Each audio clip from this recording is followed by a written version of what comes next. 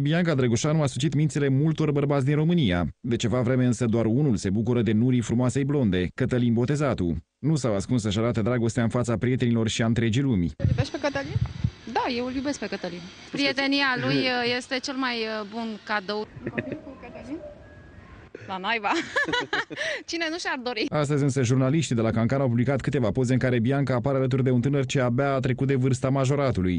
Este total neadevărat. Acel băiat care mi este pur și simplu un amic, nimic mai mult. Doar un amic, frate, deci nici măcar nu ne-am pupat vreodată pe buze.